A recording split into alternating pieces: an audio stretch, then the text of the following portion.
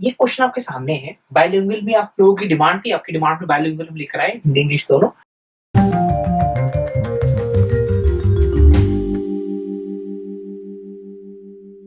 Welcome दोस्तों, मैं निमेश scan institute से आपका स्वागत करता हूं। तो सीएचएसएल का एग्जाम जैसे कि आप जानते हो कि बस ये सब नॉर्मलाइज होने के बाद सिचुएशन जैसे नॉर्मलाइज होगी तो सीएचएसएल का exam one of the foremost exams होगा जो कि ये एसएससी कंडक्ट करेगा।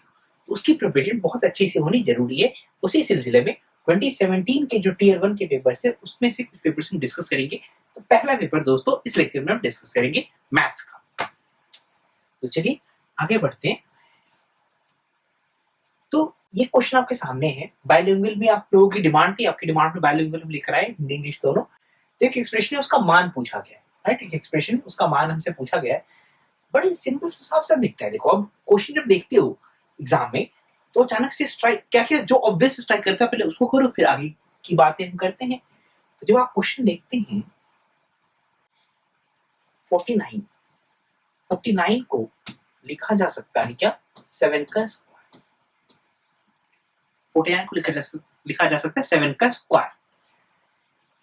49 की पावर 3/2, 49 की पावर 3/2, 49 की घात 3/2, तो 7 पावर 2 पावर 3/2। आप सभी जानते हैं दोस्तों ये पावर्स आपस में मल्टीप्लाई हो जाती है। अगर 7 की पावर 2 की पावर समथिंग है तो हम सभी जानते हैं इस बात को कि दोनों पावर्स ना आपस में मल्टीप्लाई हो जाती है। जब दोनों पावर्स आपस में मल्टीप्लाई हो जाएंगी ये 2 और 2 कैंसिल आउट हो जाएगा और आपके पास बचेगा 7 की पावर, जिसका आंसर होता है 343। यार इतना तो आपको याद होना चाहिए। 7 क्यूब दोस्तों होता है 343। अब काम पूरा नहीं हुआ। एक तो इसका आंसर आ गया, किसका भी आंसर आना चाहिए। उसका आंसर क्या होगा मेरे दोस्तों? उसका आंसर निकालेंगे क्या? आपने क्या निकाल लिया? आपने निकाल लिया 79, आपने निकाल लिया 49 की पावर 3/2 इक्वल टू 343। आपने निकाल लिया 49 की पावर 3/2 इक्वल टू 43। चलिए ऐसा करते हैं, इसको दोबारा से यहाँ पे तो आपने निकाले 49 की पावर 3/2 इज इक्वल टू 343। तो मेरे प्यारे प्यारे इंटेलिजेंट दोस्तों 49 की पावर -3/2, 49 की पावर -3/2 मतलब कुछ नहीं करना, इस होल की पावर -1 करना है।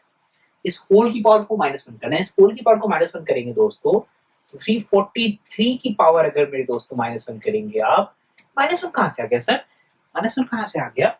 ये देखो ना यार, इन दोनों में क्या फर्क है? इन दोनों में ये फर्क है कि पावर में एक और -1 पावर लगा दी गई। इन दोनों में ये फर्क है कि इसकी पावर में एक और -1 की पावर लगा दी गई है। समझने में दिक्कत होती है? तो जैसे 2 की पावर 3 की पावर -1 अगर लगाई जाए तो मेरे दोस्तों आपको समझ आता है ना कि 2 की पावर -3 ऐसे सोच लिया हमने ऐसे सोचा। ये जो है ना ये ऐसा लग रहा है कि इसके ऊपर पावर -1 लगा दी गई है। और पावर -1 लगाने का तात्पर्य क्या होता है कि वो नीचे डिनोमिनेटर में शिफ्ट हो जाता है, वो डिनोमिनेटर में नीचे चला जाता है। तो मेरे दोस्तों यहाँ पर हमने इन दोनों एक्सप्रेशंस का मतलब पता कर लिया। अब हमारा काम कैलकुलेशन करता है।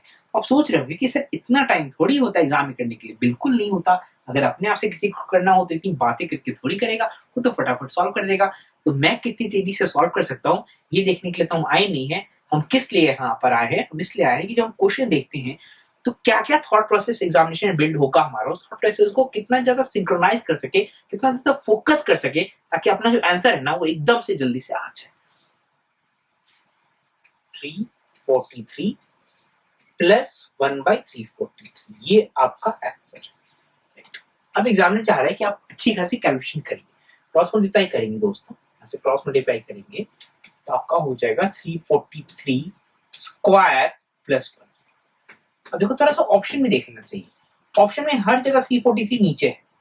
ऑप्शन में दोस्तों हर जगह 343 नीचे है तो उससे तो कुछ पता नहीं चलेगा। लेकिन यहाँ देखिए ध्यान से कि 3 का स्क्वायर तो लास्ट में तो 9 पक्का आएगा, बाकी नहीं पता क्या आएगा, लेकिन आखिरी में 9 तो पक्का आएगा। इसमें 9 में 1 जोड़ोगे तो आखिरी वाला 0 हो जाएगा। 9 में 1 जोड़ोगे दोस्तों तो आखिरी वाला तो पक्का 0 हो जाएगा। तो इन दोनों में से बी और डी में से कोई हो सकता है।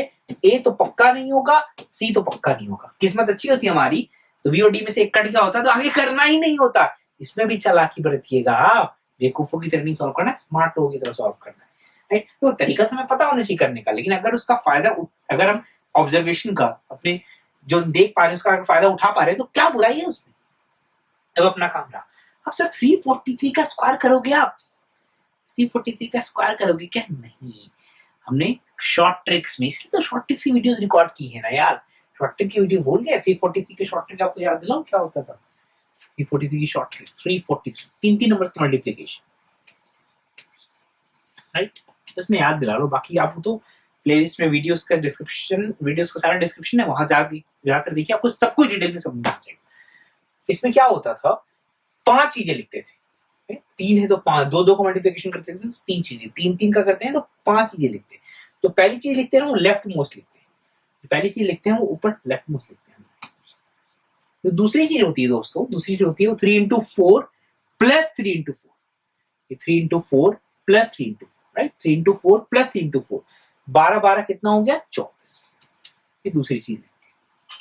जो तीसरी चीज मेरे दोस्तों लिखते हैं वो होती है 3 into 3 plus 3 into 3 plus 4 into 4। Sir ये सब कहां सिखा है? शॉर्ट ट्रिक की वीडियो में जाकर देखिए यार। 9 9 18 और 18 16 34। चौथी चीज लिखते हैं वो इन दोनों का आपस का, तो 4 3 12, 4 3 12, 12 12 24। जो आखिरी चीज लिखते हैं वो इन 3 3। फिर ये क्या लिख दिया? नंबर कहां पर है दोस्तों? नंबर अब दिख जाएगा यहां से 9। 24 का 2 लिखेंगे कैरी में, 4 लिखेंगे यहाँ।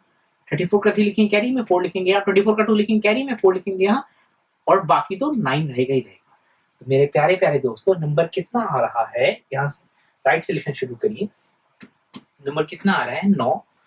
9 के बाद 4, 4 के बाद ये 6 हो जाएगा। 6 कैसे हो गया? 2 4 6, ये 7 हो जाएगा, ये 11 हो जाएगा। प्लस 1 को नहीं भूलना इतनी मेहनत करने के बाद, प्लस 1 को नहीं भूलना। तो 1 1 7 6 5 0, 1 1 7 6 5 0 अपॉन 343। 1 1 7 6 5 0 अपॉन 343 कहां गया? ये आपका आंसर हो गया। मेरे दोस्तों, इस क्वेश्चन को कैसे किया आपने? पहले सिंपल लिखा कि 49, ऑब्जर्वेशन बहुत इंपॉर्टेंट है। 49 होता है 7 का स्क्वायर, वो यूज किया। तो स्क्वायर की प्रॉपर्टीज यूज की कि पावर के ऊपर पावर होता है ना, तो दोनों पावर आपस में मल्टीप्लाई हो जाते हैं, वो यूज किया। फिर देखा अरे ये कुछ नहीं है, इसी की पावर -1। उसके बाद जो बचा पार्ट वो मल्टीप्लिकेशन का पार्ट है, गुणनखंड का पार्ट है। तो गुणा तेजी से कर सकने के लिए वीडियो हमने रिकॉर्ड कर रखे हैं, हमें पता है जरूरत पड़ेगी तो पहले ही कर दिया था हमने। कैसे किया? 3 3 में ना, ये सबसे पहले लेफ्ट को लिखते हैं ऊपर, फिर यहाँ पर इन दोनों का क्रॉस करके सम लिखते हैं यहाँ पर। फिर यहाँ 34 कैसे है? 3 into 3 plus 3 into 3 plus 4 into 4। तो जल्दी बोल रहा हूँ, समझ नहीं आ रहा है? वीडियो देखी किसकी? शॉर्ट ट्रिक्स की। 24 कैसे लिखा? 4 into 3 प्लस 4 into 3। 9 कैसे लिखा? 3 into 3। तो ऐसे निकालेंगे दोस्तों इस क्वेश्चन का आंसर। चलिए अगले क्वेश्चन की तरफ चलते हैं। मेरे दोस्तों, इस क्वेश्चन में लिखा है कि प्राइम फैक्टर्स फाइंड करो इस एक्सप्रेशन में। देखिए एक्सप्रेशन है, उसमें अभाज्य गुणनखंड की कुल संख्या की गणना करें। अभाज्य गुणनखंड, अभाज्य गुणनखंड मतलब जिसका जो फैक्टर होता है, जिसको डिवाइड किया जा सकने वाला नंबर 1 हो और वो नंबर खुद हो। जैसे कि अभाज्य नंबर कौन है? जैसे 2 एक अभाज्य नंबर है, क्योंकि 2 सिर्फ 1 और 2 खुद से भाग दिया जा सकता है। 3 एक अभाज्य नंबर है, क्योंकि 3 का फैक्टर सिर्फ 1 और 3 होगा। 4 अभाज्य फैक्टर नहीं है, 4 अभाज्य नंबर नहीं है, क्योंकि 4 1 2 और 4 तीनों से भाग दिया जा सकता है। 5 फिर अभाज्य है, क्योंकि 5 1 और 5 से ही डिवाइड किया जा सकता है। 6 अभाज्य नहीं है, 6 को 1 2 3 6 सबसे डिवाइड कर सकते हैं। तो अभाज्य नंबर्स वो होते हैं जिनको 1 डिवाइड कर सकता है, 1 तो यार सबको डिवाइड कर सकता है, और खुद अपने आप को नंबर वो डिवाइड कर सकता है, उसको बोलते हैं अभाज्य नंबर। तो मेरे दोस्तों जरा से ध्यान से गिनती करिए। यहाँ पर 4 की पावर 11, 4 को हम लिख सकते हैं 2 की पावर 4 को लिख सकते हैं 2 की पावर 2। तो मेरे प्यारे प्यारे दोस्तों, 4 की पावर 11 क्या हो जाएगा? 2 की पावर 2 की पावर 11, 2 की पावर 2 की पावर 11, तो कितना हो जाएगा? 2 की पावर 22, 2 की पावर 22। तो यार सब कुछ सामने दिख रहा है। 2 आपका 22 बार है, 5 आपका 5 बार है, 3 2 बार है, और 13 2 बार है। तो 2 कितनी बार है? 2 22 बार है। तो 22 बार 2 है, तो 22 अभाज्य फैक्टर यहां पर तो आ गया है। 22 अभाज्य गुणनखंड तो यहां पर आ गया। 5 खुद 5 बार है, तो 5 उसके अभाज्य आ गए। 3 2 बार है, 3 3 2 बार, तो दोनों 3 को अलग अलग गिना जाए तो 2 बार ये एक और अभाज्य है, 13 भी 2 बार है, 13 13, तो उसका अभाज्य भी 2 बार है। टोटल गिनती करोगे दोस्तों आपका 31 अभाज्य गुणनखंड आपके आएंगे। तो क्या किया हमने सारे अभाज्य नंबर्स को अलग अलग कर दिया और ये देखा कि हर अभाज्य नंबर कितनी कितनी बार लिखा जा सकता है। तो जितनी बार अलग अलग बार अभाज्य नंबर लिखा जाएगा उतनी बार आपके अभाज्य गुणनखंड गिने जाएंगे। गिनकर हमने बता दिया कि वो 31 है। तो बोला कि निम्न में से 15 डिवाइडेड बाई √5 + 2 का सही तर्क संगत रूप क्या है। तो यहाँ थोड़ी सी इसको ऑप्शन क्लिक कर लीजिए। ये आपका सही ऑप्शन 5√5 - 30 सही ऑप्शन है, सॉरी फॉर द मिसप्रिंटिंग। और ये वाला 15√5 - 30। अब आंसर, अब क्वेश्चन पूरा हुआ। Option A 5√5 - 6, 5√5 - 30, 15√5 - 30, 45√5 - 30। आपसे रिक्वेस्ट है दोस्तों कि जिनका अपने आप से हो जा रहा है, जिनको लग रहा है कि सर के इतने समझाने की जरूरत नहीं है, आंसर जल्दी से कमेंट्स में लिखना शुरू कर दीजिए आप। तो बाकी मेरे दोस्तों यहाँ देखेंगे कि 15 डिवाइड बाय √5 + 2। तो यार तर्क संगत सही तर्क संगत रूप पूछा गया, तो तर्क संगत रूप बनाने के लिए हमें इसके एक भाई से मल्टीप्लाई करना पड़ेगा। कौन सा भाई आ गया यहाँ पर? ये नया भाई कौन है मार्केट में? 15 divided by √5 + 2। 15 divide by √5 + 2, 15 divide by √5 + 2, √5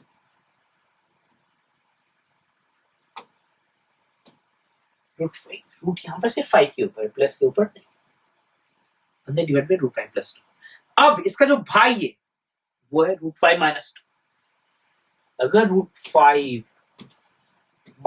- 2 से मल्टीप्लाई डिवाइड किया जाए, अगर √5 - 2 से मल्टीप्लाई डिवाइड किया जाए तो मेरे प्यारे प्यारे दोस्तों फॉर्मूला आपको याद है a + b * a - b।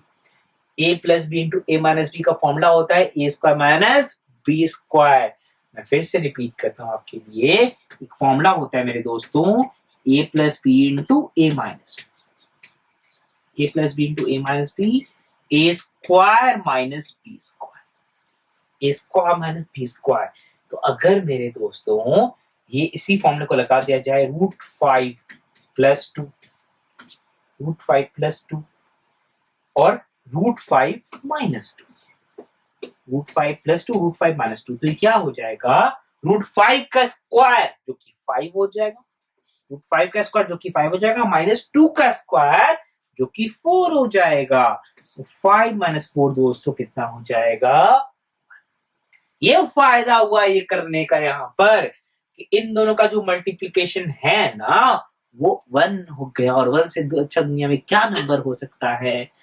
√5 + 2, √5 - 2, 1 हो गया।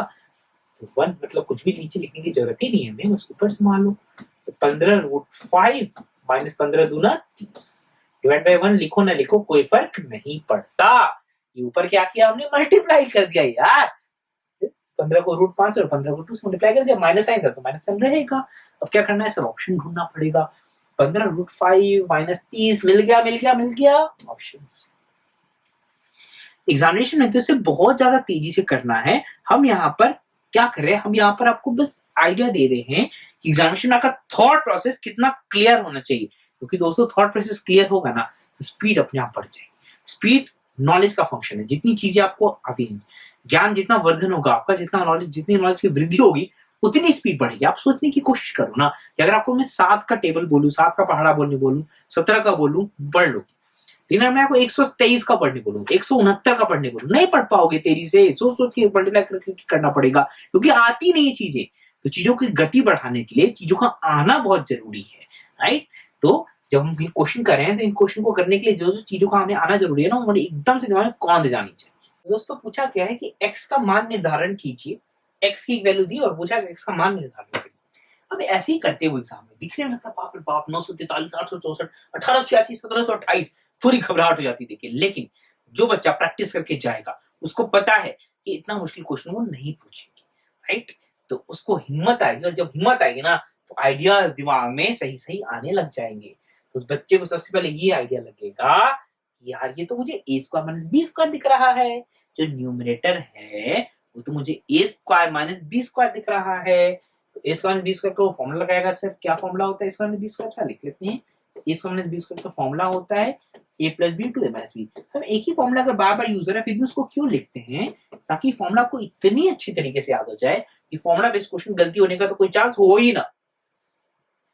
A square minus B square, तो अगर इस पूरे को ए मान लिया आपने दोस्तों, इस पूरे को बी मान लिया, तो मेरे भाइयों 943 प्लस 864 ये पूरा अगर ए हो गया, माइनस 943 माइनस 864 ये पूरा अगर बी हो गया, तो ए और बी को जब बच्चों जोड़ेंगे आप तो 864 तो कट जाएगा, 943 दो बार आ जाएगा, 943 दो बार आ जाएगा, 943 दो बार मतलब 1886। यहां से हिम्मत आई हमें, यहां से लग रहा है सही जा रहे हैं, सही जा रहे हैं। 1886 नीचे भी है। और ये हो गया A square minus B square का पहला एक्सप्रेशन ए प्लस बी। दूसरा एक्सप्रेशन क्या है, A minus B, A minus B, this minus this करेंगे, दिस माइनस दिस करेंगे तो 943 कैंसिल हो जाएगा, 864 दो बार आएगा, और 864 दो बार आएगा तो बन जाएगा वो 1728। 864 जब दो बार आएगा तो बन जाएगा 1728। तो आपका जो न्यूमरेटर है दोस्तों x का, वो यही है जो डिनोमिनेटर है। तो यार आपका जो x है उसमें न्यूमरेटर अभी हमने मेहनत करके क्या फाइंड किया कि 1886 गुना 1728, ये हमने मेहनत करके फाइंड किया, और दे ही रखा है डिनोमिनेटर में दे ही रखा है कि वो खुद 1886 गुना 1728 है। तो किसी के मन में कोई डाउट नहीं है कि उसकी वैल्यू 1 है।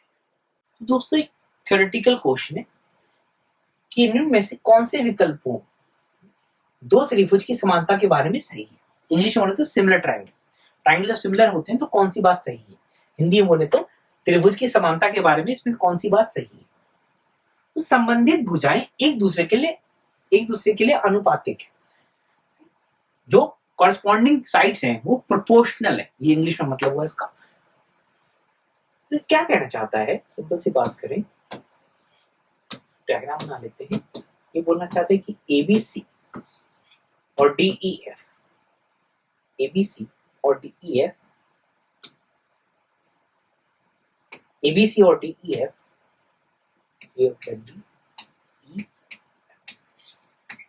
अगर ये बोला क्या है कि एबीसी ट्रायंगल एबीसी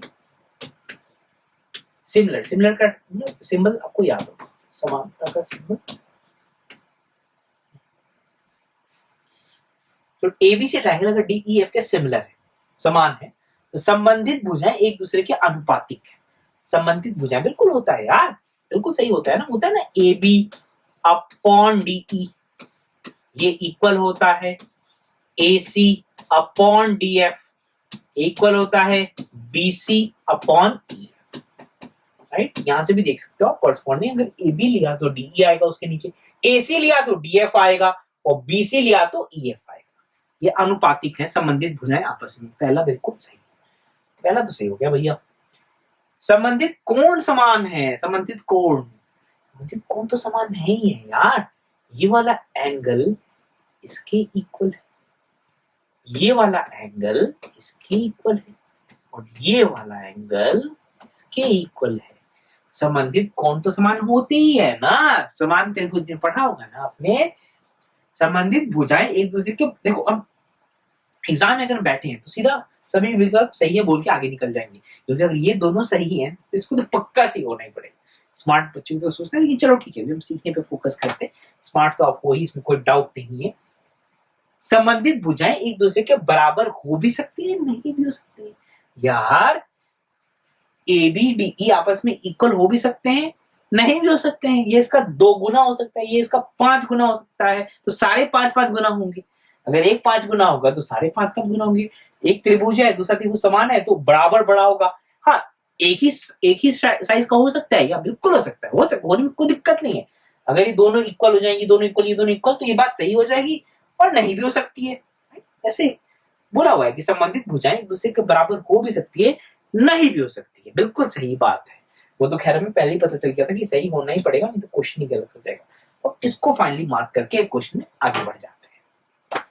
एक सिंपल से ज्योमेट्री का क्वेश्चन दोस्तों कि समबाहु त्रिभुज की ऊंचाई, समबाहु त्रिभुज की ऊंचाई कुछ दे रखी है, तो समबाहु त्रिभुज के क्षेत्रफल के बारे में पूछा गया। समबाहु त्रिभुज की ऊंचाई दे रखी है, तो समबाहु त्रिभुज के क्षेत्रफल के बारे में आपसे कुछ पूछा गया। तो हाइट ऑफ इक्विलैटरल ट्रायंगल अगर दिया हुआ है तो एरिया ऑफ इक्विलैटरल ट्रायंगल दोस्तों आपसे पूछा गया। तो इक्विलैटरल ट्रायंगल बना लेते हैं, इक्विलैटरल ट्रायंगल बना लेते हैं। ये रहा इक्विलैटरल ट्रायंगल, जिसके साइड्स अगर हम ए, इसके वर्टिसेस, इसके जो ये एंड पॉइंट्स है उसको हम एबीसी मार्क करें, तो इसकी जो हाइट है, इसकी हाइट दे रखी है आपको, ऊंचाई इसकी 2√3 दे, ये 2√3। तो हमें क्या चाहिए इसके क्षेत्रफल के लिए, इसके क्षेत्रफल के लिए इसके साइड की लेंथ चाहिए। इसके क्षेत्रफल के लिए हमें इसके साइड की लेंथ चाहिए, साइड की लेंथ को हम x मान लेते हैं। यार हम क्या जानते हैं समबाहु त्रिभुज में, इक्विलैटरल ट्रायंगल में हम क्या जानते हैं? हम ये जानते हैं कि ये वाला एंगल 60 डिग्री, हम ये जानते हैं कि ये वाला एंगल 60 डिग्री है। तो त्रिकोणमिति लगा सकते हैं ना, त्रिकोणमिति लगाएंगे दोस्तों तो sin 60 डिग्री, sin 60 डिग्री क्या हो जाएगा 2√3 अपॉन x, sin 60 डिग्री हो जाएगा 2√3 अपॉन x। sin 60 की वैल्यू होती है ना मेरे दोस्तों, sin 60 की वैल्यू होती है √3 upon 2, 2√3 upon x, basically √3 cut जाएंगे, x क्रॉस मल्टीप्लाई होकर 4 आ जाएगा। लेकिन आपका आंसर x नहीं है, आपको क्षेत्रफल पूछा गया है, आपसे क्षेत्रफल पूछा गया है। क्षेत्रफल क्या का फॉर्मूला होता है √3/4 इंटू साइड का स्क्वायर, याद है? समबाहु त्रिभुज के क्षेत्रफल का फॉर्मूला होता है √3/4 गुना साइड का लेंथ का स्क्वायर। कर देते हैं यार स्क्वायर, √3/4 गुना x का स्क्वायर, x का स्क्वायर 16 है, 4 से 4 गया और 4√3 सेंटीमीटर स्क्वायर आपका आंसर आ गया। ऑप्शन फटाफट मार्क कर सकते हैं। जब एग्जामिनेशन में बैठे दोस्तों तो इसमें से काफी कैलकुलेशन मेंटली की जा सकती है।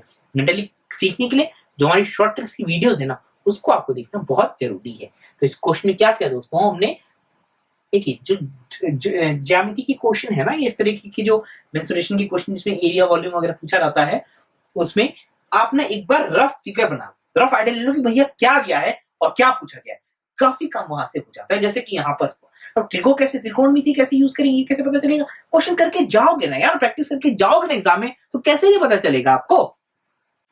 तो उससे एक और क्वेश्चन है एरिया वगैरह से रिलेटेड। एक आयत की लंबाई चौड़ाई को क्रमशः 10 और 20% से बढ़ाया गया है।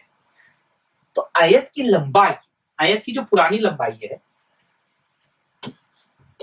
आयत की जो पुरानी लंबाई है उसको अगर हम x मान, पुरानी लंबाई को अगर हम x मान और आयत की पुरानी चौड़ाई को, आयत की पुरानी चौड़ाई को अगर हम y मान,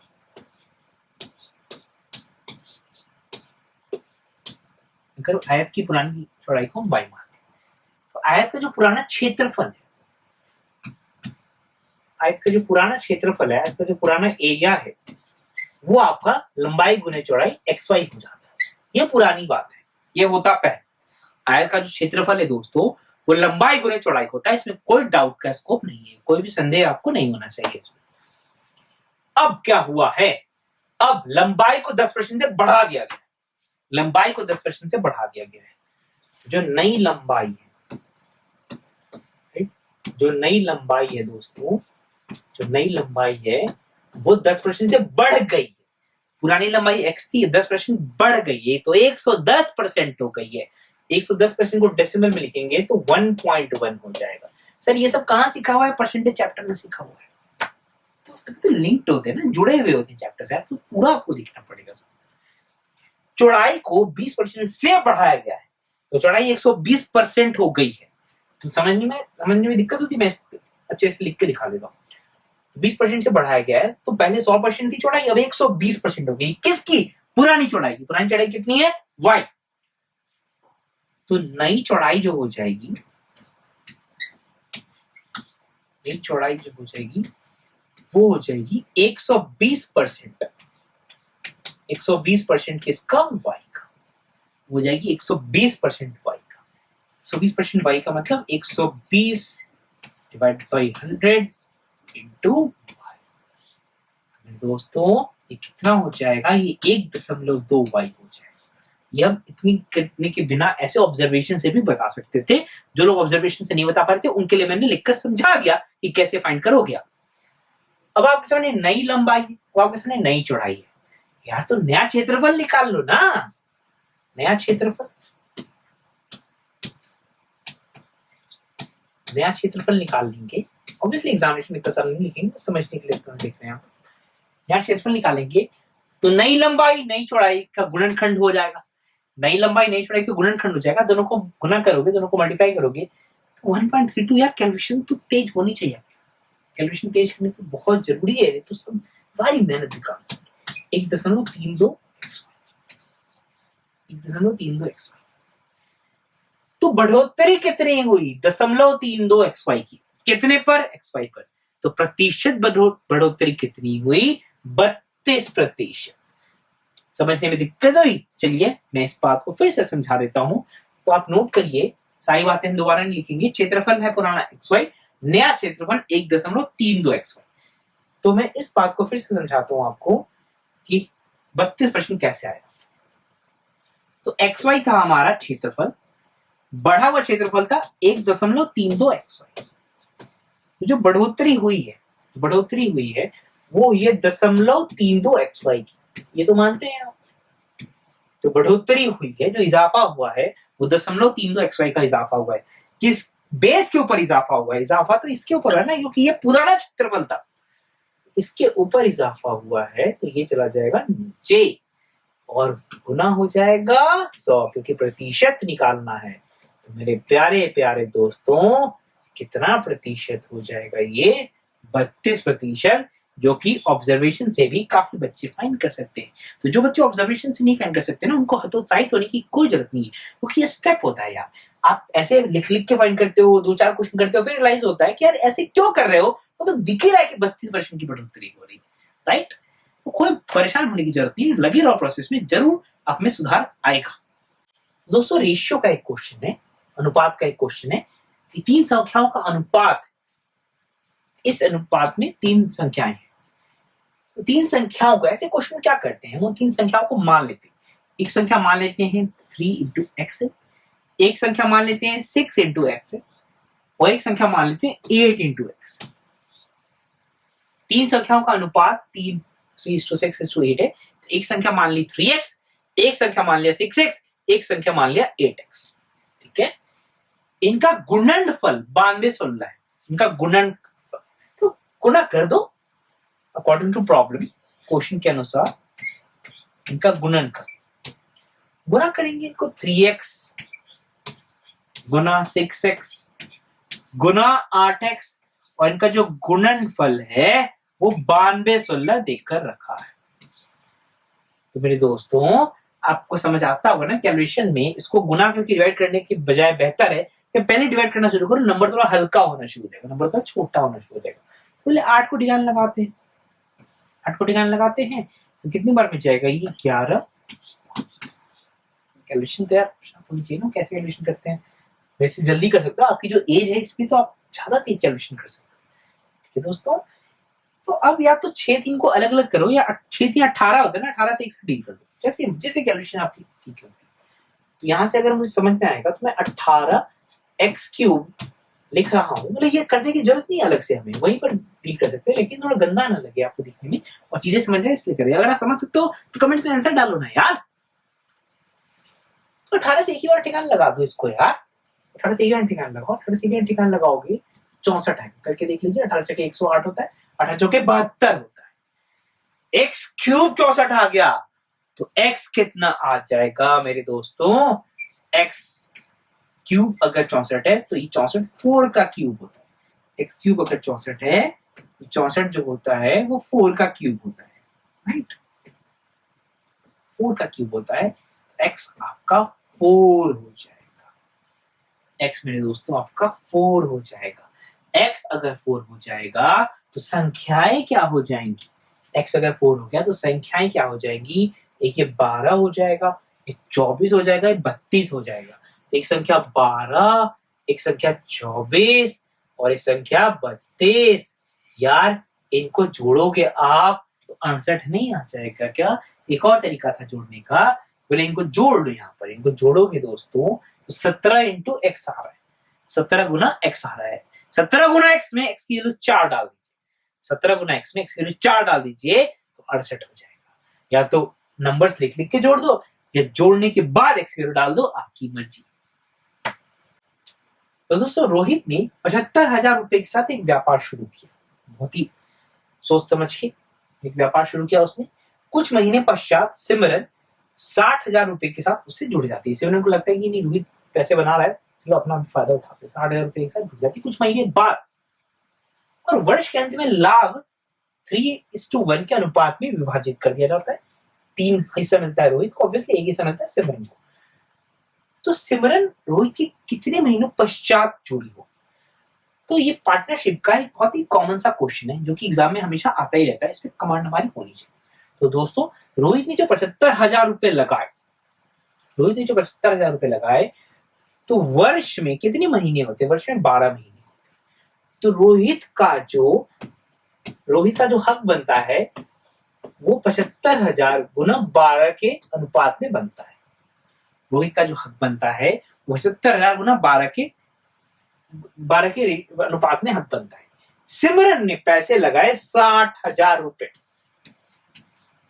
सिमरन ने पैसे लगाए 60,000 रुपए, लेकिन वो साल भर नहीं थी।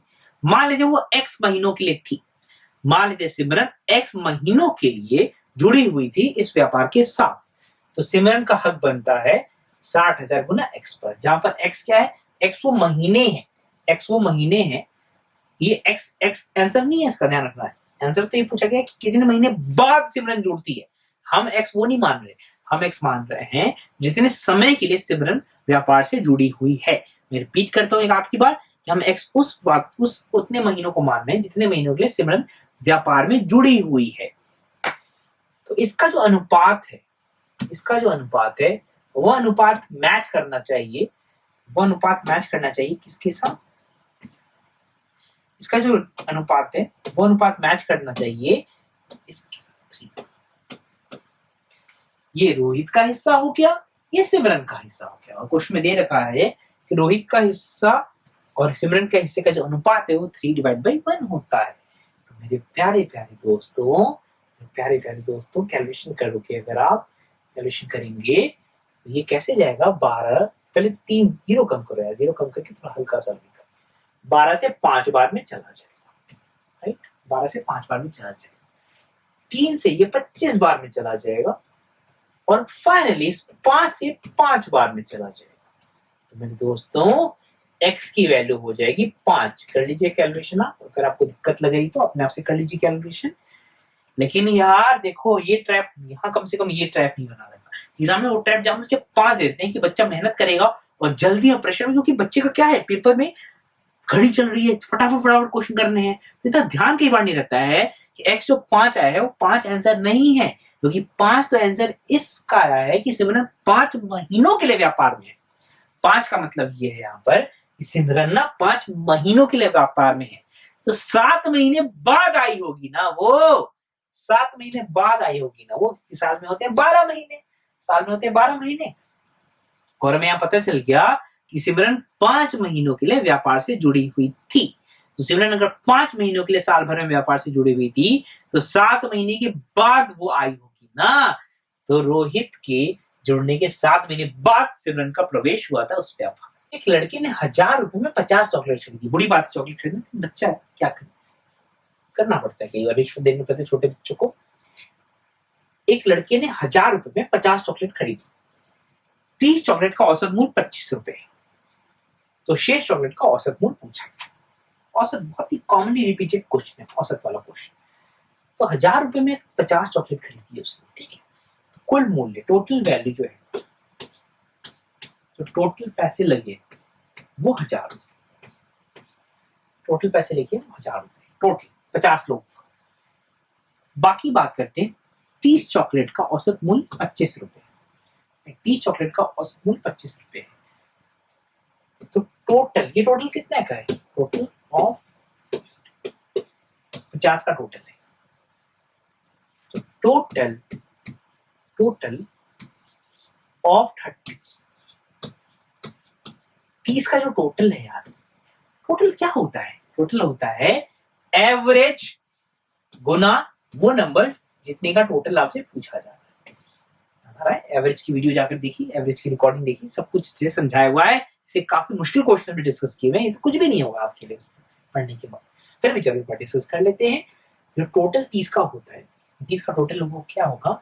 उसका एवरेज गुना 30, क्योंकि 30 का आप एवरेज के बारे में बात कर रहे हो। इसका टोटल हो गया दोस्तों वो 750।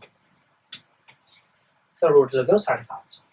तो कुल टोटल 50 लोगों का 1000 है, उसमें से 30 चॉकलेट का जो टोटल है वो 750 है।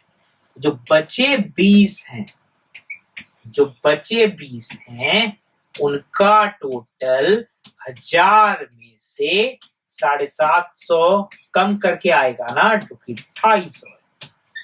यहां तक समझिए आप। टोटल जो 50 चॉकलेट का दाम था वो 1000 रुपए था। 30 चॉकलेट का जो टोटल मूल्य निकला वो 750 रुपए निकला। कैसे निकला वो हम समझ चुके हैं। समझने में दिक्कत है तो आपको एवरेज का प्लेलिस्ट देखना पड़ेगा। कहाँ मिलेगा एवरेज का प्लेलिस्ट? यार डिस्क्रिप्शन में देखो, सारे लिंक आपके पड़ा हो, प्लेलिस्ट में देखिए। हमारे चैनल को सब्सक्राइब आपने किया ही हो, प्लेलिस्ट में आपको मिल जाएगा आराम से। तो 750 रुपए 30 चॉकलेट का मूल्य, टोटल मूल्य 1000 रुपए था। तो 250 रुपए मूल्य बचे 20 चॉकलेट का। 250 रुपए मूल्य बचे 20 चॉकलेट का। इनका जो औसत मूल्य होगा, एवरेज या औसत हिंदी में लिखो, अगर औसत मूल्य होगा इन 20 चॉकलेट का, इन 20 चॉकलेट का जो औसत मूल्य होगा वो कैसे निकलता है? कुल मूल्य, टोटल मूल्य अपॉन जितनी चॉकलेट जिनकी बात हो। औसत कैसे निकलता है? टोटल ऊपर रहता है और जितने नंबर का औसत निकाल रहे हो वो नीचे रहता है। यहाँ औसत किसका निकालना है? बचे 20 चॉकलेट का निकालना है। तो बचे 20 चॉकलेट का जो टोटल है वो 250 वो ऊपर है, और बचे 20 चॉकलेट की जो नंबर है 20 वो नीचे है। यार सॉल्व करेंगे तो 12.5 आपका आंसर आ जाएगा। तो 12.5 बाकी 20 बचे चॉकलेट्स का औसत दाम है। दोस्तों क्वेश्चन ये वो ब्याज वाला क्वेश्चन है। एक राशि पर 8 वर्षों का साधारण ब्याज, जिसको इंग्लिश में सिंपल इंटरेस्ट बोलते हैं, वो 47,500 रुपए 8 वर्षों का। इन 8 वर्षों को 2 भाग में विभाजित कर दिया गया। पहले 5 वर्षों के लिए कोई अलग कहानी है, अगले 3 वर्षों के लिए कोई अलग कहानी। तो पहले 5 वर्षों के लिए जो दर की प्रतिशत है वो 10% है, अगले 3 वर्षों के लिए जो दर है वो 15% है। अलग अलग दर है। तो राशि का मान ज्ञात करें। राशि जो लगाई गई थी ब्याज के लिए वो कितनी है वो ज्ञात करें। तो राशि का मान दोस्तों अगर हम P मान लेते, राशि का मान हम P मान लेते हैं, तो फॉर्मूला होता है ना, साधारण ब्याज का एक फॉर्मूला होता है। साधारण ब्याज का क्या फॉर्मूला होता है? साधारण ब्याज का फॉर्मूला होता है, साधारण ब्याज होता है P गुना R गुना टाइम अपॉन 100। ये फॉर्मूला होता है, आप जानते हो। मूलधन गुना दर गुना समय, समय सालों में होता है, डिवाइड बाई 100। समय साल में तो क्योंकि दर भी आपका प्रति वर्ष के बारे में दर हो रही है। ठीक है, तो 2 भाग में निकालते हैं। पहले 5 सालों का हम ब्याज निकाल लेते हैं। पहले 5 सालों का, तो पहले 5 सालों का, पहले 5 वर्षों का अगर ब्याज निकाला जाए तो उसके लिए जो मूलधन है वो हम नहीं जानते, वही हमें निकाल पूछा गया। जो दर है आपकी, जो दर है वो दर है 10। साफ साफ दी दर 10 है। जो टाइम, जो समय लगेगा ऑब्वियसली 5 है, क्योंकि पूछने की बात है। 5 वर्षों के लिए आप निकाल रहे हो, दर 10 है, क्वेश्चन दिया हुआ है, समय 5 है, 5 वर्षों के बाद निकाल रहे हो। तो इसका जो ब्याज हो जाएगा, इसका जो ब्याज हो जाएगा, SI1 बोल दो इसको, वो हो जाएगा P इंटू आर। आर की जगह हो जाएगा 10, टाइम की जगह हो जाएगा 5 अपॉन 100।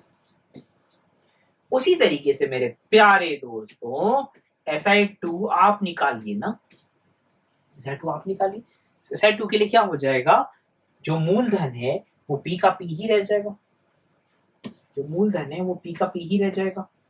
ठीक है, जो दर है आपकी वो 15 हो जाएगी, जो दर है आपकी वो 15 हो जाएगी, और जो समय है 3 साल का हो जाएगा ना, इसके बारे में हम बात कर रहे हैं। अब जो समय है वो 3 साल का हो जाएगा। तो आपका कुल ब्याज क्या होगा? आपका जो कुल ब्याज होगा इन दोनों का योग हो जाएगा। आपका जो कुल ब्याज है इन दोनों का योग, इन दोनों का एडिशन हो जाएगा, इन दोनों का सम हो जाएगा। इन दोनों को जोड़ेंगे दोस्तों आप तो 50 पी ऊपर है, 45 पी नीचे है, तो 95 पी हो जाएगा ना। तो अगर आप पूरा सिंपल इंटरेस्ट निकालेंगे, दोनों को जोड़ेंगे मेरे दोस्तों, SI1 प्लस SI2 करेंगे, दोनों को जोड़ेंगे तो 95 पी भाग 100 और वो दे रखा है मेरे दोस्तों, वो दे रखा है 47,500 है। वो दे रखा है कि वो 47,500 है। तो इन दोनों को इक्वेट करके पी निकाल सकते हो ना, इस समीकरण से आप पी की वैल्यू निकाल सकते हो, पी ही आपका आंसर हो जाएगा। निकालें तो इसे काटेंगे तो दिखना चाहिए 500 में कट रहा है। तो मेरे दोस्तों पी कितना हो जाएगा, 500 तो इधर है, 100 कूद कर उधर चला जाएगा, तो 500 गुना 100 हो जाएगा 50,000 रुपए की राशि लगाई गई थी, जिसपे ये सारा डिस्कशन हो रहा है। तो जो 8 साल का ब्याज का 8 साल की जो ब्याज की अवधि थी उसको 2 भागों में बांट दिया गया, एक 5 साल की अवधि, एक 3 साल की अवधि, दोनों को जोड़ा और अपना काम हो गया। किसी कुर्सी का विक्रय मूल्य 1386 रुपए, किसी कुर्सी को 1386 रुपए में बेचा जा रहा है, हानि प्रतिशत 23% है, लॉस परसेंट 23% है, तो कुर्सी का क्रय मूल्य क्या है यार। प्रॉफिट एंड लॉस की लेक्चर सीरीज है, सब कुछ पढ़ाया हुआ है वहां पर, देखे जाके। तो फॉर्मूला था क्रॉस प्राइस, जो क्रय मूल्य, कॉस्ट प्राइस मतलब क्रय मूल्य, क्रय मूल्य का फॉर्मूला होता है एसपी, क्रय मूल्य का फॉर्मूला होता है एसपी ओवर, क्रय मूल्य का फॉर्मूला होता है SP over 100 minus L into 100। Formula कैसे आता है दोस्तों, वहां जाके देखिए, सब कुछ समझाया हुआ है। तो सीपी आपकी क्रय मूल्य है, एसपी आपका विक्रय मूल्य है, और एल आपका हानि प्रतिशत है। वैल्यू डालिए, काम खत्म हो जाएगा दोस्तों आपका। डालकर देखें, डालकर देख लेते हैं। तो मेरे दोस्तों एसपी की जगह क्या डालेंगे आप, एसपी की जगह डालेंगे 1386 रुपए, एसपी की जगह डालेंगे 1386 रुपए। हानि हुई है बेचारे को 23% की, तो 100 माइनस 23, 100 माइनस 23 मेरे दोस्तों कितना होता है, 77 होता है। 100 माइनस 23 होता है 77, राइट।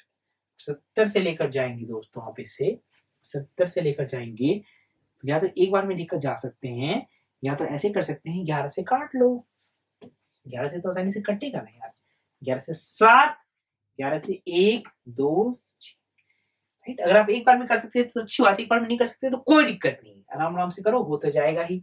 7 से काटेंगे दोस्तों 18 हो जाएगा। तो जो क्रय मूल्य है वो 1800 रुपए था। स्ट्रेट फॉरवर्ड फॉर्मूला का क्वेश्चन है। तो दोस्तों एग्जाम में क्या होता है ना, कुछ क्वेश्चन को देख के आइडिया तो लग जाता है कि ये तो पता है मुझे कैसे कैसे होगा, लेकिन कैलकुलेशन में थोड़ा टाइम लग जाता है। कैलकुलेशन का टाइम कम करने के लिए एक तो हमारी वीडियो आप देखो, शॉर्ट कैलकुलेशन वाली, और क्वेश्चन को, हर क्वेश्चन जो प्रैक्टिस आप करते हैं ना दोस्तों, उसको आंसर तक लेकर जाइए। आंसर तक लेकर जाने में क्या होगा, आपकी कैलकुलेशन की स्पीड अपने आप तेज होने लग जाएगी। राइट, तो करना बहुत जरूरी है। बस ऐसे सोच के छोड़ दोगे ना यार, ये तो मुझे आता है तो मैं कर लूंगा, नहीं, फिर नहीं बात करो, काफी सारी प्रैक्टिस करो। बाद में आप कुछ कुछ क्वेश्चन को ओवरलुक कर सकते हैं कि चलो ऐसे तो हो जाएगा, लेकिन शुरू में तो काफी प्रैक्टिस रिक्वायर्ड है।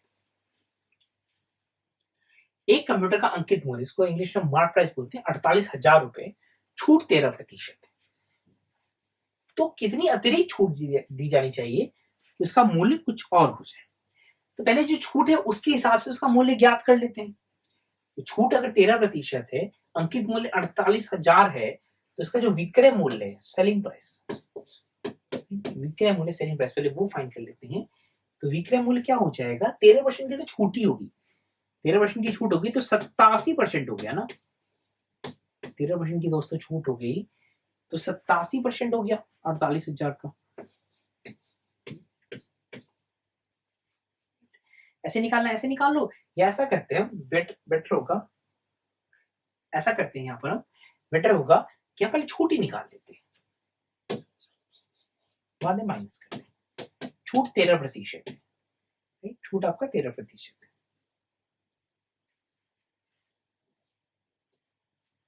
छूट दोस्तों आपका 13%, 13%, 13 डिवाइड बाई 100, कितने पे 13% है, 48,000, 13% कितने पे, 48,000 पे। तो 0 0 हटा देंगे दोस्तों यहाँ पर आप, तो क्या बच जाएगा, ये 0 बच जाएगा, 13 104 10, 13 हटा दिया यहाँ से, 100 हटा दिया, एक जीरो तो आएगा ही आएगा, 13 1 4 होता है 10। तो इतने की छूट होगी, इतने की अगर छूट हो गई है तो विक्रय मूल्य कितना है, एसपी है, वो कितना होता है, वो होता है मार्क प्राइस माइनस डिस्काउंट। और ये डिस्काउंट है, दिस इज डिस्काउंट, छूट जिसको इंग्लिश में डिस्काउंट बोलते हैं। मार्क प्राइस 48,000 में से दोस्तों आप 6240 कम कर देंगे, 140 कम कर देंगे तो ये 60 हो गया, 41,760 रुपए में ये बिका जाना, बेचना चाहिए था। लेकिन अब चाहता है दुकानदार कि इतने में बेचे हो, इतने में कस्टमर खरीदेगा, बगल वाला भी इतने में बेच रहा है तो इसे अलग बेचेगा तो बगल वाले से ही लोग खरीद ले, तो और एक्स्ट्रा छूट और अतिरिक्त छूट इतने में बेचता वो, इस छूट के हिसाब से 13% छूट के हिसाब से वो इतने में बेच रहा होता, वो और किसी और मूल्य बेचना चाह रहा है, जो अतिरिक्त छूट उसे देनी पड़ेगी दोस्तों, जो अतिरिक्त छूट देनी पड़ेगी ये हो जाएगी वो अतिरिक्त छूट, हो जाएगी वो अतिरिक्त छूट, राइट। जो छूट की स्कीम है उसके हिसाब से, छूट की स्कीम है उसके हिसाब से वो इस दाम में बेचता, वो चाहता है कि वो इस दाम में बेचे, तो अतिरिक्त छूट के लिए माइनस करना पड़ेगा ना। ये ऊपर वाला मूल्य कैसे आया था, फॉर्मूले से आया था, छूट निकाल लिया, छूट मतलब डिस्काउंट, और जो सेलिंग प्राइस होता है विक्रय मूल्य, जो सेलिंग प्राइस होता है विक्रय मूल्य वो होता है मार्क प्राइस अंकित मूल्य माइनस छूट, वो किया आ गया। चलो अतिरिक्त छूट की बात करते हैं, अतिरिक्त छूट ये 8 हो जाएगा, अतिरिक्त 8, ये 8 अगेन हो जाएगा, ये 0 और तो 2088 रुपए की अतिरिक्त छूट चाहिए। अतिरिक्त छूट का प्रतिशत पूछा जा रहा है। अब ये समझना है दोस्तों कि अतिरिक्त जो छूट है वो अंकित मूल्य पर नहीं दी जा रही है, अतिरिक्त छूट अंकित मूल्य पर नहीं दी जा रही है, अतिरिक्त छूट इस विक्रय मूल्य पर दे रहा है। हुआ क्या होगा, वो गया होगा खरीदने, बोला होगा सर ये स्कीम है 48,000 रुपए की, 13% में छूट देता हूँ, तो चलो 41,060 रुपए आप दे दो मुझे और सामान लेकर चले जाओ। बोलेगा नहीं नहीं भाई मैं तो इतना ही दूंगा, तो मुझे कुछ और छूट दो, तो जो अगली जो छूट होगी, अगली जो छूट होगी वो इस पर गिनी जाएगी ना, क्योंकि ये मूल्य तो अब खत्म हो चुका है, अब तो ये मूल्य है इफेक्टिवली, राइट, एक्चुअल वास्तविकता में तो अब ये मूल्य है ना उस सामान का, उसमें और बार्गेनिंग कर रहा है। तो ये जो अतिरिक्त छूट का प्रतिशत होगा दोस्तों 2088, अतिरिक्त छूट तो ये हो गया, किस पर अतिरिक्त छूट गिना जाएगा, वो गिना जाएगा नए विक्रय मूल्य पे, जो कि अब उसका एक तरीके से पूरा मूल्य हो चुका है, जो कि अंकित मूल्य की तो बात हट चुकी है। अब भाई दोस्तों इसको कैलकुलेट करेंगे आप, 0 से 0 हट जाएगा, इसे कैलकुलेट करेंगे तो ये 2 आ जाएगा, 2 से काटेंगे तो 5 आ जाएगा, तो कैलकुलेशन करके देखेंगे दोस्तों तो 5% की अतिरिक्त छूट की जरूरत है, ताकि ये जो मूल्य निर्धारित की गई है उस पर सामान को बेचा जा सके। तो दोस्तों इसमें पूछा गया है कि निम्नलिखित में से कौन सा कथन या कौन से कथन, मतलब एक से ज्यादा कथन, देखो यहाँ ध्यान से, कौन सा या कौन से, मतलब एक कथन भी सत्य हो सकता है, ज्यादा भी सत्य हो सकता है, कोई भी नहीं हो सकता है। तो रूट 144 होता है 12, 144 होता है 12, रूट 36 होता है 6, रूट 144 12, रूट 36 होता है 6, 125 की पावर 1/3, 125 की पावर 1/3 वो होता है 5, सिंपल कैलकुलेशन, और 121 का रूट, 121 का जो रूट होता है वो होता है 11, सिंपल कैलकुलेशन है। 72 55, 72 55 छोटा है क्या, बिल्कुल नहीं, गलत है, तो पहला कथन तो असत्य है, गलत है। दूसरे कथन की बात करते हैं, रूट 324, रूट 324 मतलब 18, 18 प्लस रूट 49, रूट 49 मतलब 7, इधर 216 की पावर 1/3, 216 की पावर 1/3 होता है 6, 9 का रूट होता है 3, सिंपल सिंपल कैलकुलेशन है। 18 7 25, 6 या 18, 25 18 से बड़ा है क्या, बिल्कुल बिल्कुल बड़ा है सर, तो पहला कथन गलत, दूसरा कथन सही, तो सही आंसर हो जाएगा केवल दूसरा कथन। तो आपको एक बात यहां और डिस्कस करने लायक है दोस्तों, कि कई बार, चलो छोटा सा क्वेश्चन लेते हैं, चलो ये क्वेश्चन तो आपका खत्म हो गया, कई बार ये डाउट होता है, बहुत ही कॉमन डाउट है ये, कि sir x is equal to √16 एक क्वेश्चन हो गया, और एक x square is equal to 16 एक क्वेश्चन हो गया। ठीक है दोस्तों, आराम से समझते हैं इस बात। एक हो गया x equal to under root 16, एक हो गया x की घात इक्वल टू 16। तो अंडर रूट 16, अच्छे से इस बात को याद कर लीजिए कि अंडर रूट 16 का आंसर सिर्फ और सिर्फ 4 होता है, प्लस माइनस 4 नहीं होता है। रूट 16 ये डिफाइन किया गया है, ये मैथ में डिफाइन किया जा चुका है कि रूट के बाद जो चीज निकलेगी ना वो पक्का पॉजिटिव चीज निकलेगी, नेगेटिव चीज रूट के बाद कभी निकल ही नहीं सकती है। अगर आपको इसमें हल्का सा भी डाउट है तो भरोसा करके इसको याद कर लीजिए कि रूट 16 की वैल्यू सिर्फ और सिर्फ +4 होती है, नेगेटिव वैल्यू रूट के बाहर नहीं निकल सकती है। अब यहां से क्यों +-4 आता है दोस्तों, क्योंकि ये 16 जो है वो 4 का स्क्वायर होता है। तो मेरे दोस्तों को a स्क्वायर b स्क्वायर दिख रहा होगा, तो x स्क्वायर -4 स्क्वायर लिखेंगे आप। तो फॉर्मूला कौन सा दिख रहा है यार, a स्क्वायर b स्क्वायर का। a स्क्वायर b स्क्वायर का फॉर्मूला क्या होता है, a plus b Guna a minus b, a plus b Guna a minus b। अब दो नंबर्स का गुणनखंड 0 है, दो नंबर्स का गुणनफल 0 है, तो इनमें से कोई एक पापी होगा, कोई एक 0 होगा। या तो x + 4 0 होगा तो x - 4 हो जाएगा, x - 4 0 होगा तो x 4 हो जाएगा। मैं रिपीट करता हूं, इन दोनों का जो गुणनफल है वो 0 है। इसका मतलब दोनों में से एक को तो 0 होना पड़ेगा ना, दोनों भी हो सकते हैं लेकिन एक को तो 0 होना ही पड़ेगा। अगर ये 0 होगा तो x की वैल्यू, x का मान -4 हो जाएगा, ये 0 होगा x का मान 4 हो जाएगा। इसलिए दो x के मान पॉसिबल है, यहाँ पर दो x के मान यहाँ मुमकिन है, x = +-4। और इन दोनों इक्वेशन में कोई समानता नहीं है, ये दोनों इक्वेशन अलग अलग इक्वेशन है। अगर आप बोलते हो कि सर ये यही तो है, तो दोस्तों आपने स्क्वायर कर दिया, आपने इस इक्वेशन को बदल दिया है। अगर आपने इस इक्वेशन को बदला है तो जो इसके मूल थे ना वो भी थोड़े से एक्स्ट्रा आ जाएंगे। तो जो इक्वेशन दी जाती है उसी को सॉल्व करना होता है, अगर उसको बदलने की कोशिश करते हो तो हमें वेरीफाई भी करना पड़ता है। जिनको मेरी बात समझ नहीं आ रही थोड़ा रिकॉल करेंगे, 10th हम सभी ने मैथ्स में पढ़ा है, हम सभी ने क्लास 10th मैथ्स पढ़ा है। मैथ्स में जो 10th में क्वेश्चन होते थे ना, क्वाड्रेटिक इक्वेशन नाम के चैप्टर में, उसमें कई सारे रूट होते थे, तो आप रैंडम स्क्वायर करते थे और लास्ट में वेरीफाई जरूर करते थे।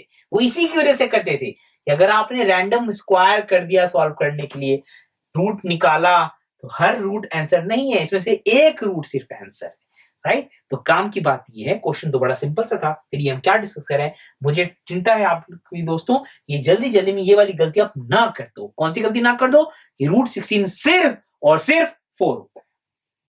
तो दोस्तों पाइप वाला एक क्वेश्चन है, पाइप एक्स है वो एक टंकी को 20 घंटे में भर सकता है, पाइप वाई उसी टंकी को 35 घंटे में भर सकता है। दोनों पाइपों को बारी बारी से एक एक घंटे के लिए खोला जाता है, दोनों पाइपों को बारी बारी से एक घंटे के लिए खोला जाता है। तो मान लेते हैं एलसीएम मेथड से करते हैं, एलसीएम मेथड में मान लेते हैं कि 20 और 25 का जो एलसीएम है वो कितना है, वो 140। मान लेते हैं 140 यूनिट, मान लेते हैं 140 यूनिट भरे जाने के लिए। 140 का जन्म कहां से हुआ, 20 और 35 के एलसीएम से। एलसीएम मेथड कहां से गया, आपको प्लेलिस्ट में सिखा रखा है कि पाइप्स के क्वेश्चन में एलसीएम मेथड से करना चाहिए, प्रैक्टिस प्रॉब्लम में भी आपको सिखा रखा है दोस्तों। तो पाइप एक्स 20 घंटे में पूरी टंकी भरता है, मतलब पाइप एक्स 20 घंटे में 140 यूनिट काम करता है, 140 यूनिट टंकी भरता है। तो 20 घंटे में 140 यूनिट टंकी अगर भरेगा, 20 घंटे में 140 यूनिट टंकी भरेगा, तो 1 घंटे में 7 यूनिट टंकी भरेगा। तो पाइप एक्स 1 घंटे में, 1 आवर में 7 यूनिट टंकी भरता है, ठीक है। उसी तरीके से पाइप वाई 1 घंटे में, पाइप वाई 1 घंटे में कैसे फाइंड करेंगे, 35 घंटों में वो 140 यूनिट भरेगा, 35 घंटों में 140 यूनिट भरेगा, तो 1 घंटे में 4 यूनिट भरेगा, 1 घंटे में 4। अब क्वेश्चन में क्या बोला गया कि बारी बारी से, एक साथ नहीं खोला गया, ध्यान से, एक साथ नहीं खोला गया, बारी बारी से 1 घंटे के लिए खोला गया है और पाइप वाई से शुरुआत की, ठीक है, पाइप वाई से शुरुआत की। तो पाइप वाई खोला 1 घंटे के लिए, फिर बंद कर दिया, फिर पाइप एक्स को 1 घंटे के लिए बंद कर दिया। तो पहले घंटे में पाइप वाई ने 4 यूनिट फिल कर दिया, पहले घंटे में पाइप वाई ने 4 यूनिट फिल कर दिया। दूसरे घंटे में पाइप एक्स ने 7 और यूनिट फिल कर दिया। रिपीट करता हूं, पहले घंटे में पाइप वाई ने 4 यूनिट भर दिए, दूसरे घंटे में पाइप एक्स ने 7 यूनिट और भर दी। तो दोनों घंटे मिलाकर पाइप वाई और पाई एक्स ने दोनों घंटे मिलाकर पाइप वाई और पाई एक्स ने 11 यूनिट भर दी। तो 2 घंटों में 11 यूनिट भरा जाता। पहले पाइप वाई खोला गया, फिर पाइप एक्स खोला गया। तो पाइप वाई ने पहले घंटे में 4 यूनिट भर दिया, फिर अगले घंटे में पाइप एक्स ने 7 यूनिट और भर दिया। तो 2 घंटे में 11 यूनिट दोनों ने मिलकर भर दिया। अगले 2 घंटे में फिर यही होगा, पाइप वाई फिर पाइप। अगले 2 घंटे में फिर यही होगा, फिर यही होगा, फिर यही होगा। कब तक? जब तक कि आप 140 के आसपास नहीं पहुंच जाते। तो मेरे दोस्तों 140 के आसपास 40 के आसपास 11 का कौन सा मल्टीपल है? 132। 40 के आसपास 11 का कौन सा मल्टीपल है? 132, राइट। तो 132 140 के आसपास 132 मल्टीपल। तो 132 के लिए 132 यूनिट के लिए 132 यूनिट के लिए इसको आपने 12 से गुना किया होगा। तो ये भी 12 से गुना हो जाएगा ना यार, ये भी तो 12 से गुना हो जाएगा, राइट दोस्तों, ये भी तो 12 से गुना हो जाएगा। ठीक है, जरा ध्यान से देखिए, समझ में आ रही बात आपको? पहले हमने 20 और 35 का एलसीएम लिया 140, बोला कि 140 यूनिट की टंकी है। 140 यूनिट की टंकी है तो x 1 घंटे में 7 यूनिट टंकी भरेगा और y 1 घंटे में 4 यूनिट टंकी भरेगा। y से अगर शुरुआत करते हैं तो y पहले घंटे में 4 यूनिट भर देता है, y बंद। x को चालू किया जाए, x 7 यूनिट और भर देता है, x बंद। तो पहले 2 घंटों में दोनों ने मिलकर 11 यूनिट भर दी। अगले 2 घंटे में फिर 11, फिर 11, फिर 11, 132 तक हम इस तरह से गिन सकते हैं। 132 क्यों? 11 के टेबल में आता है। तो 11 से 132 तक जाने के लिए 12 से गुना करना पड़ा होगा, तो इसको भी 12 से गुना करोगे। मैं 24 घंटों में 132 यूनिट भरा जाएगा। 24 घंटों में 132 यूनिट भरा जाएगा। 24 घंटे के बाद YX के 12 साइकिल्स खत्म हो चुके हैं, क्योंकि एक साइकिल 2 घंटे में खत्म होता है। एक बार Y चला फिर X चला, Y चला फिर X चला। तो ये एक जो साइकिल है यार, Y चला X चला जो एक साइकिल है वो 2 घंटे में खत्म होता है। तो 24 घंटों में Y चला फिर X चला, ये साइकिल 12 बार खत्म हो चुका होगा। तो अब किसकी बारी चलने की? साइकिल शुरुआत हो रही है, नहीं तो शुरुआत नहीं तो Y करता है। साइकिल खत्म हो गई है, 24 घंटों में 12 साइकिल खत्म हो गई है, तो 13वीं साइकिल 13th साइकिल स्टार्ट हो रही है। साइकिल स्टार्ट कौन कर रहा है? Y कर रहा है। तो अगले एक और घंटे में Y 4 यूनिट और भर देगा। अगले एक और घंटे में Y 4 यूनिट और भर देगा, राइट। तो आपका जो आंसर है दोस्तों वो 25 से थोड़ा ज्यादा ही आएगा। आपका जो आंसर है 25 से थोड़ा सा तो ज्यादा ही आएगा, ये तो पक्की बात है, राइट। अब देखिए ध्यान से, आपका जो आंसर है 25 से थोड़ा सा तो ज्यादा आएगा। बचा कितने? 4 यूनिट। चलना किसको है? X को। बचा है 4 यूनिट, शेष 4 यूनिट, शेष बचे कितने? 4 यूनिट। जिम्मेदारी किसकी है? X की। क्योंकि 24 घंटे में साइकिल खत्म हुई, 25वीं घंटे में Y भी बंद हो गया। अब अगले घंटे में X की बारी, Y बंद, Y ने 4 यूनिट भर के अपने आप को बंद कर दिया। अब X की बारी चलाने की। X का क्या रेट है यार? 1 घंटे में 7 यूनिट, हमें 4 ही यूनिट भरने, हमें 7 यूनिट नहीं भरना। 4 यूनिट में तो टंकी ओवरफ्लो हो जाएगी, अलार्म बन जाएगा, मोटर बंद। तो 4 यूनिट भरने। 4 यूनिट का क्या जुगाड़ किया जाए? 7 यूनिट 1 घंटे, 7 यूनिट 1 घंटे में 7 यूनिट X 1 घंटे में भरता है, तो यार 4 यूनिट यूनिट से निकालोगे तो 4/7 घंटे में भरेगा ना, 4/7 घंटे में भरेगा ना। तो X 7 यूनिट 1 घंटे में भरता है, तो 1 यूनिट बढ़ेगा 1/7 घंटे में, 4 यूनिट बढ़ेगा 4/7 घंटे। 4/7 घंटे एक्स्ट्रा है किससे? तो 25 घंटों में 136 यूनिट फिल किया जा चुका था। 4 यूनिट जो बचे थे वो 4/7 घंटे में और भरा जा रहा है। तो दोस्तों पूरा टाइम कितना लग रहा है? 25 पूरे घंटे और 4/7 थोड़ा कम घंटे। तो मेरे दोस्तों कैलकुलेट करके देखेंगे तो 179/7।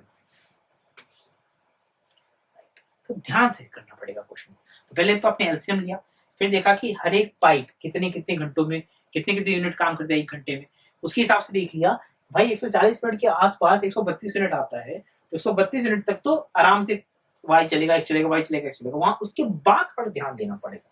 उसके बाद क्या हुआ, 24 घंटे में 132 यूनिट आपका भर गया। अब जब वाई चलता है 4 यूनिट भरकर बंद हो जाता है, मतलब 136 यूनिट 25 घंटे में भर गया। अब एक्स को चला दोगे 1 घंटे के लिए तो टंकी ओवरफ्लो हो जाएगी, बीच में रोकना पड़ेगा। बीच में कहां रोकना है उसके लिए थोड़ा सा यूनिटी मेथड से हमने देखा एक्स 7 यूनिट में 1 घंटा, 7 यूनिट भरने में 1 घंटा लगता है, तो हमें 4 ही यूनिट भरने, 4 यूनिट भरने में कितना टाइम लगेगा, 4/7 घंटे। जो 25 घंटे लगे थे वो तो लगे ही, 4/7 घंटे एक्स्ट्रा लग गए, तो आपका आंसर आ गया। तो रेलगाड़ी की गति 54 किलोमीटर प्रति घंटा। यार रेलगाड़ी की गति बढ़ती नहीं है, कितने सालों से रेलगाड़ी की गति वैसी, और गति थोड़ी देर के लिए रहती है, चली बंद हुई चली बंद हुई। अच्छे से पढ़ाई करो ताकि रेलगाड़ी में चलना थोड़ा कम हो जाए, समझ गए, स्मार्ट हो आप। सर अभी भी तो रेलगाड़ी पे हम कम ही चढ़ते हैं, पिताजी के पैसे पे, अपने पैसे पे।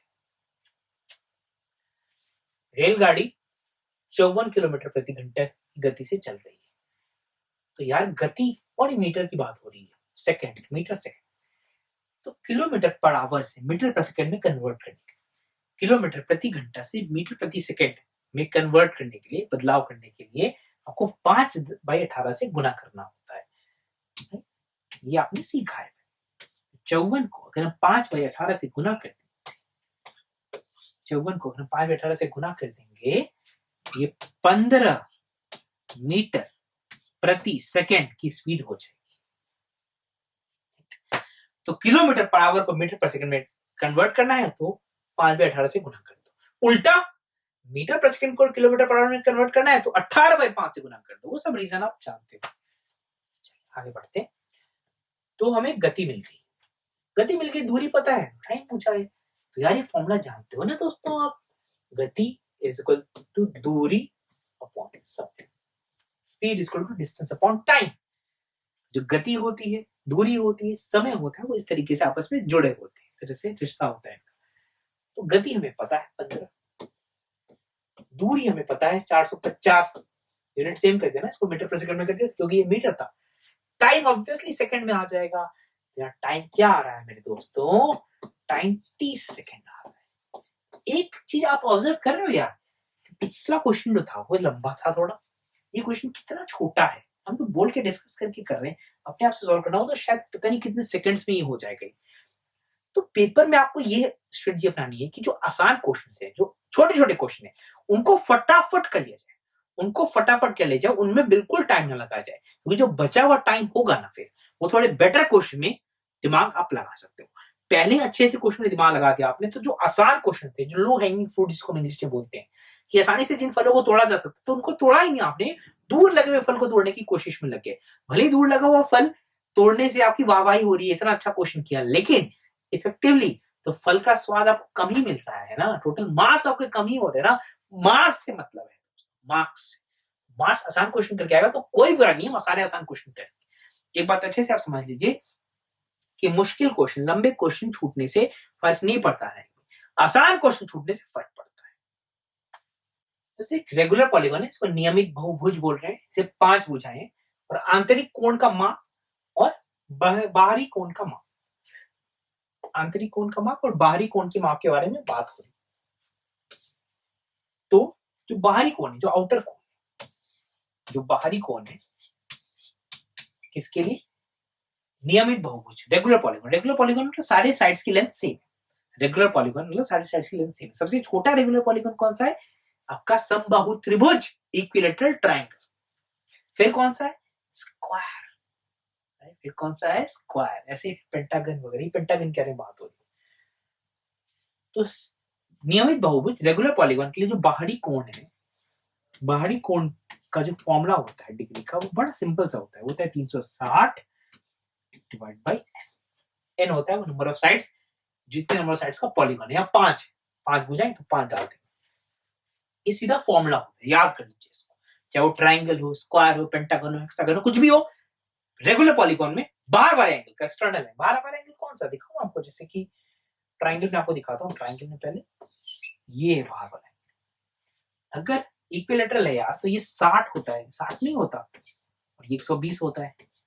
तो मेरे दोस्तों को 120 दिख गया होगा ना, 360 बटा 3, 3 नंबर ऑफ साइड्स हैं इसके, राइट। इसके 3 नंबर ऑफ साइड है, 1 2 3 ट्राइंगल में 360 बाई 3 करने से 120 आता है, जो कि ट्राइंगल के बाहरी कोण का माप है। स्क्वायर में करके आपको दिखा देते। स्क्वायर अगर है तो 90 है, तो ये भी 90, तो 360 अपॉन 4 90 होता है ना मेरे दोस्तों, 360 अपॉन 4 90 होता है ना, राइट। वैसे पेंटागन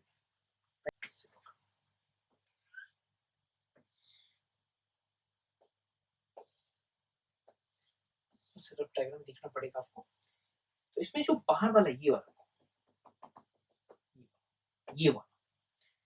ये वाला जो एंगल है ना थीटा, ये वाला जो एंगल थीटा बाहरी कोण, वो फॉर्मूले से आ जाएगा यार। फॉर्मूला क्या है, 360 बाई एन। एन यहाँ पर क्या है दोस्तों, 5। एन यहाँ पर क्या है, 5। क्या हो जाएगा, ये 72 डिग्री हो जाएगा। क्या हो जाएगा, ये 72 डिग्री हो जाएगा।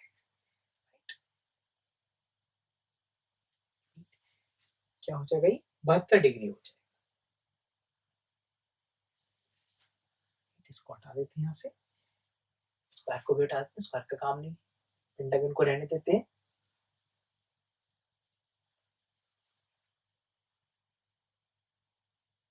ठीक है, 72 डिग्री हो गया। तो बाहरी कोण का माप हो गया आपका 72 डिग्री। अब बचा आंतरिक कोण। सर आंतरिक कोण का फॉर्मूला बता, बिल्कुल होता है, किसके लिए, नियमित बहुभुज रेगुलर पॉलीगन के लिए होता है, सबके लिए होता है रेगुलर पॉलीगन के लिए। आंतरिक कोण का फॉर्मूला होता है,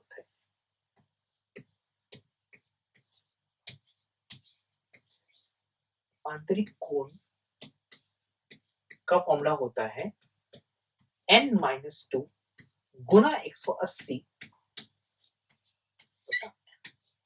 ये होता है आंतरिक कोण का माप नियमित बहुभुज रेगुलर पॉलीगन के। n कितना है, n यहाँ 5 है। n कितना है, n यहाँ 5 है। फिगर में दिखो कि आंतरिक कोण कौन होगा,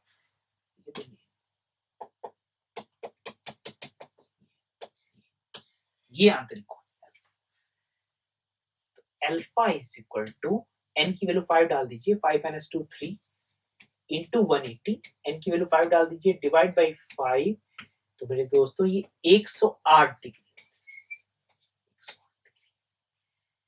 तो आंतरिक कोण 72, बाहरी आंतरिक कोण 108, सॉरी आंतरिक कोण 108, बाहरी कोण 72, तो जो फर्क है, फर्क हो गया 36। फॉर्मूले की गेम है, बाहरी कोण का फॉर्मूला होता है, आंतरिक कोण का फॉर्मूला होता है, फॉर्मूला लगाओ, आइडेंटिफाई करो, काम खत्म हो गया। बस मैं समझा रहा था फिगर से कि बाहरी कोण कौन सा, आंतरिक कोण कौन सा। ध्यान रखेंगे दोस्तों, आप ध्यान रखेंगे कि जो फॉर्मूला होता है, ये फॉर्मूला सिर्फ और सिर्फ नियमित बहुभुज के लिए, रेगुलर पॉलीगन के लिए, सब में नहीं फॉर्मूला क्या, फॉर्मूला थोड़ा सा बदल जाता है। तो दोस्तों इस क्वेश्चन में वॉल्यूम पूछा गया। वॉल्यूम किसका पूछा गया, क्यूब। क्यूब का वॉल्यूम पूछा गया। क्यूब का वॉल्यूम क्या होता है, क्यूब का वॉल्यूम का सीधा फॉर्मूला होता है। क्यूब के वॉल्यूम का फॉर्मूला होता है, क्यूब की साइड लेंथ अगर x है, क्यूब की साइड लेंथ अगर x है, तो उस क्यूब का जो वॉल्यूम होता है वो x का क्यूब होता है। सिंपल सी बात, कुछ भी प्रॉब्लम है नहीं इसमें। साइड दे रखा है यार, साइड आपको देखा 3.5, कोई दिक्कत ही नहीं है। जो वॉल्यूम है वो 3.5 का क्यूब, मतलब 3.5 गुना 3.5 गुना 3.5 गुना, बहुत सारे तरीकों से कर सकते हो। शॉर्ट ट्रिक के मेथड्स हमारे उससे कर सकते हो, या सिंपल रखो, अगर इसको 35/10 लिखो, 35/10 का क्यूब, 35/10 35/10 35/10 तीन बार लिख दो, या क्यूब लिख दो छोटा लगने के लिए। फिर 5 से हटा दो, 7/2 7/2। तो बेसिकली जो आपका वॉल्यूम है ना, वो 7 का क्यूब बाय 2 का क्यूब हो जाएगा। 7 का क्यूब तो हमें रटा होता है, 7 का क्यूब रटा होता है 343। कोई दिक्कत ही नहीं, सिंपल कैलकुलेशन है। तो क्यूब के वॉल्यूम का क्वेश्चन है। क्यूब का वॉल्यूम क्या होता है, सीधा साइड का क्यूब, साइड की लेंथ निकाली, क्यूब कर दिया, कैलकुलेशन करी, तो क्या हो जाएगा, इसका कैलकुलेशन करेंगे तो 42.87 सेंटीमीटर क्यूब। सीधा सीधा आपका आंसर जाएगा, वो डाउट का स्कोप नहीं। देखो यार, एग्जाम में ऐसे भी क्वेश्चन है, ये सब क्वेश्चन छूटने का तो कोई मतलब ही नहीं होता एग्जाम में। त्रिकोणमिति का क्वेश्चन है, ट्राइंगल XYZ, y पर समकोण है, y पर समकोण मतलब y पे राइट एंगल, तो रफ डायग्राम बनाना पड़ेगा, रफ डायग्राम बनाना पड़ेगा। तो y पे समकोण XYZ का ट्राइंगल है, XYZ सेट, y पे बना दिया सम। ठीक है दोस्तों, x का मेजर भी 60 डिग्री, x भी 60 डिग्री दे दिया, x भी 60 डिग्री दे दिया। तो मैथ में एक आदत होनी चाहिए कि जो चीजें ऑब्वियसली फाइंड कर सकते हो ना उसको लिख देना चाहिए। ये 90 समकोण है, 60 दे दिया तो यार 180 तो तीनों का सम होता है, तो 30 डिग्री होना ही पड़ेगा ना। 180 तीनों एंगल्स का सम होता है ट्रायंगल में, तो इसको 30 होना ही पड़ेगा। ठीक है दोस्तों, तो अब आपको सीकेंट z प्लस 2y√3 पूछा, सीकेंट सेट आपको पूछे, सीकेंट ऑफ सेट z, आपने समझ लिया कि z की वैल्यू क्या है 30 degree, secant of 30 degree. Secant 30 क्या होता है, cos 30 का उल्टा, cos 30 क्या होता है √3/2, cos 30 होता है √3/2, सीकेंट 30 हो गया 2/√3, सीकेंट 30 हो जाएगा दोस्तों 2/√3। तो इसकी खुद की वैल्यू 2/√3 है, एक और 2/3 जोड़ोगे तो 4/√3, सीधा सीधा आंसर हो जाएगा ना। इसकी खुद की वैल्यू 2/√3 है, एक और 2/√3 जोड़ेंगे या 4/√3 आंसर हो जाएगा सीधा सीधा। तो दोस्तों आखिरी क्वेश्चन है ये। इस आखिरी क्वेश्चन में क्या बोला गया है कि ट्रायंगल यूवीडब्ल्यू में कोण V का माप 90। तो एक ट्रायंगल बनाना पड़े, त्रिकोणमिति का ये क्वेश्चन है, रफ आइडिया लेना पड़ेगा क्या चल रहा है, कहां पे 90 डिग्री है यार, V का मान V, तो यहां V, ये V हो गया, U V W, ये तीनों वर्टिसेस अपने मेजर कर दिया। V का माप है 90 डिग्री, V का माप है 90 डिग्री। UV की वैल्यू दे रखी है 10, UV की वैल्यू दे रखी है 10, और tan U दे रखा है, tan U दे रखा है 12/5, tan U दे रखा है 12/5।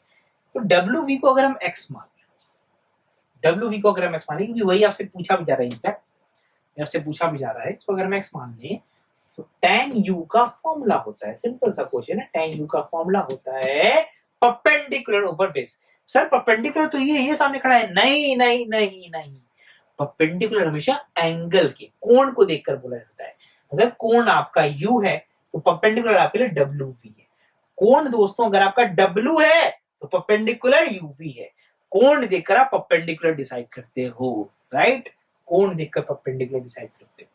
tan U होता है परपेंडिकुलर, इसके सामने वाला, हमेशा कोण के सामने वाला परपेंडिकुलर होता है।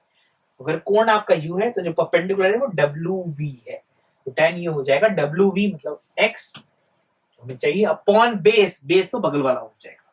और हाइपोटेन्यूज तो ट्रायंगल में 3 चीजें होती है ना, एक हाइपोटेन्यूज तो होती है, हाइपोटेन्यूज तो कोई दिक्कत ही नहीं, वो तो बादशाह है, 90 डिग्री के सामने वाला, 90 डिग्री के सामने वाला होता है हाइपोटेन्यूज, 90 डिग्री के सामने वाला होता है हाइपोटेन्यूज। 90 डिग्री को जो कंटेन करते हैं, जो 90 डिग्री को होल्ड कर रहे हैं, उसमें से एक बेस है और एक परपेंडिकुलर है। जो 90 डिग्री को होल्ड कर रहे हैं उसमें से एक बेस और एक परपेंडिकुलर है, राइट। तो जिस भी कोण की बात होगी, कोण के सामने वाला परपेंडिकुलर है, कोण के बगल में चिपका वाला बेस है, और हाइपोटेन्यूज कौन सा है उसकी तो कोई दिक्कत ही नहीं है, 90 डिग्री के सामने वाला आपका हाइपोटेन्यूज। ठीक है, tan U क्या, tan U की वैल्यू रिप्लेस करिए दोस्तों, 12/5 इक्वल टू x अपॉन 10, कोई दिक्कत ही नहीं है, x की वैल्यू आपकी 24 आ जाएगी। आंसर मार्क करेंगे, छुट्टी। दोस्तों इस पेपर में वैरायटी ऑफ क्वेश्चंस देखे आपने, और आपने ये देखा, ये सीखा, ये कुछ क्वेश्चन आसान है, कुछ में थोड़ा सा ज्यादा, थोड़ी सी ज्यादा एनर्जी लगती है, कुछ कैलकुलेशन थोड़ी ज्यादा लगती है। तो बुद्धिमानी इसी में है कि जो आसान क्वेश्चंस होते हैं, बुद्धिमानी इसी में है, जो आसान क्वेश्चंस होते हैं उनको तो ग्रैब कर लिया जाए, उनकी अपॉर्चुनिटी ग्रैब कर लीजिए, उनको तो बिल्कुल सही किया जाए। जो थोड़े से बेटर क्वेश्चन है, इसमें थोड़ा थोड़ा सोचना पड़ रहा है, उसमें फिर अलग से आपको दिमाग लगाया जाए। तो दोस्तों एक बार जाने से पहले चाहूंगा कि ब्रॉडली हम देख लें कि हर क्वेश्चन में क्या क्या मेन आइडिया था। तो ये जो आपका क्वेश्चन है दोस्तों, इस क्वेश्चन में मेन आपका त्रिकोणमिति का आइडिया था। सिर्फ त्रिकोणमिति के बेसिक्स पता होने से काम कुछ खत्म हो जाता है। इस क्वेश्चन में भी त्रिकोणमिति के बस फंडामेंटल बेसिक्स ही पता होने चाहिए, बेसिक एंड किसको बोलते हैं इतना पता होना चाहिए, और तीनों एंगल का सम 180 होता है, बच्चों वाली बात है। इस क्वेश्चन में क्या था दोस्तों, इस क्वेश्चन में वॉल्यूम ऑफ कोण पूछा गया था, सॉरी वॉल्यूम ऑफ क्यूब पूछा गया था। इस क्वेश्चन में दोस्तों वॉल्यूम ऑफ क्यूब पूछा गया था। वॉल्यूम ऑफ क्यूब का फॉर्मूला होता है, डायरेक्ट फॉर्मूला बेस्ड क्वेश्चन, ये भी फॉर्मूला बेस्ड क्वेश्चन था, बस फॉर्मूला पता होना चाहिए। तो नियमित बहुभुज रेगुलर पॉलीगॉन में जो बाहरी कोण का फॉर्मूला होता है ये होता है, आंतरिक कोण का फॉर्मूला होता है ये होता है। फॉर्मूला पता था? कुछ भी नहीं था क्वेश्चन में करने के लिए। रेलगाड़ी की रफ्तार दे रखी थी किलोमीटर प्रति घंटा में, बाकी बात मीटर सेकंड में चल रही है, तो पहले किलोमीटर प्रति घंटा को औकात में लेकर आओ, मीटर पर सेकंड में कन्वर्ट करो 5/10 से मल्टीप्लाई करके। बड़े को छोटा करना है तो 5/10 से मल्टीप्लाई करना है, छोटे को बड़ा करना होता है मतलब मीटर पर सेकंड को किलोमीटर पर आवर में कन्वर्ट करना है तो 18/5 से मल्टीप्लाई करो। उसके बाद तो सिंपल फॉर्मूला ना, गति इक्वल टू दूरी अपॉन समय, काम हो जाएगा। ये टंकी वाला थोड़ा सा अच्छा क्वेश्चन था। टंकी वाले क्वेश्चन में क्या था कि 20 घंटे 35 घंटे की बात हो रही थी, तो आपने एलसीएम लिया 140 यूनिट। पाइप एक्स का यूनिट देखा 1 घंटे में, पाइप वाई का यूनिट देखा, पाइप वाई से शुरुआत हुई, फिर एक्स, फिर वाई, फिर एक्स, तो देखते देखते पता चला कि भाई 132 यूनिट तक तो आराम से खेल खेल के वो लोग एक करके भर रहे हैं। 132 यूनिट के बाद चूंकि आप 140 के बहुत करीब आ गए थे तो आराम से देख रहे हैं। यहाँ पर क्या किया आपने, फिर देखा कि एक और घंटा लगाया जिसमें वाई को मौका मिला था, तो 136 यूनिट भर गया, तो 4 यूनिट बच गए। अब मौका किसका है? एक्स का। अब मौका किसका है? एक्स का। लेकिन एक्स को पूरा 1 घंटा दे दोगे तो टंकी ओवरफ्लो कर देगा, ओवरफ्लो नहीं करना है। तो उसके हमने हिसाब से देखा कि 7 यूनिट अगर 1 घंटे में एक्स भरता है तो हमें सिर्फ 4 ही यूनिट एक्स के माध्यम से भरने हैं, उसमें कितना समय लगेगा? 4/7। 4/7 जोड़ दिया 25 घंटे में, तो अपना काम हो गया। ये सिंपल क्वेश्चन था दोस्तों। इसमें लेकिन एक अच्छी चीज हमने ये सीखी कि अंडर रूट 16 सिर्फ 4 होता है। ये दोनों अलग अलग क्वेश्चन है, दोनों क्वेश्चन सेम नहीं है। अगर आप स्क्वायर करते हो तो कुछ एक्स्ट्रा रूट्स भी आप इंक्लूड कर लेते हो, ध्यान रखना पड़ेगा उसका।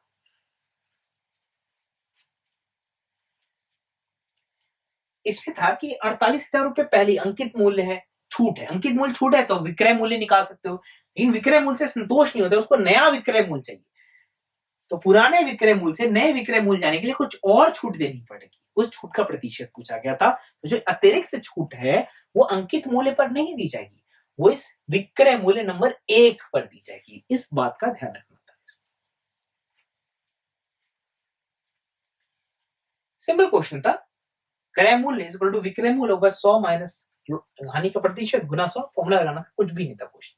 कहां से कैसे परसेंटेज प्रॉफिट एंड लॉस का पूरा लेक्चर देखो, इससे काफी अच्छे क्वेश्चन हमने किए।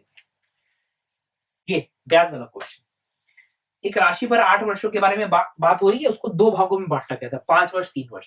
तो 5 वर्ष के लिए एक फॉर्मूला लगाया, 3 वर्ष के लिए फॉर्मूला लगाया, दोनों को जोड़ दिया और अपना मूलधन निकाल लिया। तो फॉर्मूले की गेम थी, कुछ खास दिमाग नहीं लगाया। फॉर्मूला ऑब्जर्वेशन क्या कि 8 साल है ना, तो अलग अलग पार्ट में तोड़ो, जोड़ के आपको अपना काम होता हुआ दिख जाएगा।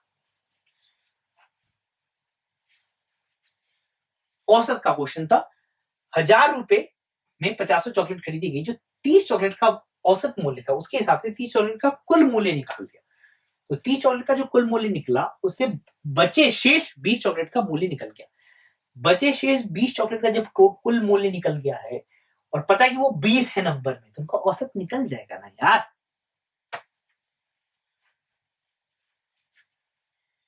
रोहित ने व्यापार शुरू किया और उसका फायदा होता देख सिमरन ने ज्वाइन किया, तो उनके लाभ का जो अनुपात है वो 3:1 बन गया। उसके हिसाब से हमने देखा कि रोहित 75,000 रुपए के साथ 12 महीने तक जुड़ा हुआ था बिजनेस से, तो सिमरन 60,000 रुपए के साथ x महीने तक जुड़ी हुई थी, तो x आ गया 5, मतलब सिमरन 5 महीने के लिए जुड़ी हुई थी। साल में 5 महीने के लिए जुड़ी हुई थी, तो 7 महीने बाद उसने व्यापार में हाथ लगाया होगा ना, वो आपसे पूछा गया था। इसका ध्यान रखना पड़ेगा, तो सारी मेहनत बर्बाद हो जाएगी। अनुपात दिया 3:6:8, तो हमने नंबर मान लिया, 3x हो गया, 6x हो गया, 8x हो गया। उसके बाद तो x की वैल्यू निकाल ली और बाकी तो योग में कोई भी दिक्कत है ही नहीं। लंबाई चौड़ाई भी कुछ बदलाव किया, तो पुरानी लंबाई हमने x मानी थी, पुरानी चौड़ाई y मानी थी, तो पुराना क्षेत्रफल ये आया था। नई लंबाई 1.1x हो गई, नई चौड़ाई 1.2y होगी, तो नया क्षेत्रफल ये आ गया। यहीं से देखिए पता चलता है कि 32% का इजाफा हुआ है, कैलकुलेट करने की जरूरत भी नहीं थी। समबाहु त्रिभुज की ऊंचाई, इसको भी त्रिकोणमिति लगा लिया। त्रिकोणमिति लगा के समबाहु त्रिभुज की भुजा की वैल्यू फाइंड की, भुजा कितनी बड़ी है वो फाइंड कर ली। उससे क्या फायदा हुआ, जो एरिया का फॉर्मूला होता है ना वो ये होता है √3/4 इंटू x का स्क्वायर। x फाइंड करने पे फोकस था, x फाइंड करने के लिए हमने त्रिकोणमिति का सिंपल सा फॉर्मूला यूज किया। ये कॉन्सेप्चुअल क्वेश्चन था समान त्रिभुज के बारे में। यह त्रिभुज समान होते हैं ना यार, ए बी डी ई का रेशियो अनुपात, ए सी डी एफ का अनुपात, B C A F E F का अनुपात सेम होता है, कोण भी सेम होते हैं, राइट? से कोण भी, संबंधित कोण आपस में सेम होते हैं। थ्योरेटिकल नॉलेज काफी, थ्योरेटिकल नॉलेज तो होनी चाहिए, तभी तो क्वेश्चन सॉल्व कर पाओगे ना यार। A square formula A square minus B square, observe करना पड़ेगा, घबराना नहीं, घबराओगे तो नहीं होगा, घबराना नहीं, कोई हिम्मत रखनी। A square minus B square formula लगाया, फॉर्मूला लगाया, ये हो गया पूरा ए, ये हो गया पूरा बी, फॉर्मूला लगाया, पता चला कुछ था ही नहीं यार, ऊपर नीचे एक दूसरे को कैंसिल करके 1 हो गए। रेशनलाइज करना है तो इसके भाई से मल्टीप्लाई करना है। इसका भाई कौन है? √5 - 2। क्यों भाई है? यहाँ समझाया था, दोनों को गुना करके अगर 1 ना भी हो तो कुछ ढंग का नंबर निकल जाएगा। किस्मत अच्छी थी, 1 ही आ गया। इसमें प्राइम फैक्टर्स पूछेंगे, total number of prime factors. तो 22 बार 2 है, 5 बार 5 है, 2 बार 3 है, 2 बार, इसको जोड़ना था। 22 5 2 जोड़ कर कितना आ गया? 31। अभाज्य संख्या वो होती है जिसको भाग सिर्फ 1 दे सकता है और नंबर खुद दे सकता है और कोई उसे भाग नहीं दे सकता है। तो जरा चेक करिए, आपका जो बर्थ डेट है, आपका डेट ऑफ बर्थ है, वो अभाज्य है, अभाज्य नहीं? चेक करके बताइएगा, डिस्कस करिएगा हमारे साथ, कमेंट्स में लिख सकते हैं आप इसके बारे में कुछ। डेट ऑफ बर्थ बताना, फिर आंसर दे देना अपना। ये कैलकुलेशन थी इसमें, देखो अभी इस कैलकुलेशन में 343 का स्क्वायर जरूरी था, तो ये शॉर्ट ट्रिक, ये दिख रहा है आपको, ये पहचान में आ रहा है? Short trick, short trick use कर रखी है हमने अपनी वीडियो में। शॉर्ट ट्रिक की जो तीसरा लेक्चर है ना, उसमें जाकर देखो, आपको मिल जाएगा इसका जवाब। दोस्तों थैंक यू दोस्तों, हमेशा हमारे साथ जुड़े रहिए, हमारे चैनल को लाइक शेयर सब्सक्राइब करिए।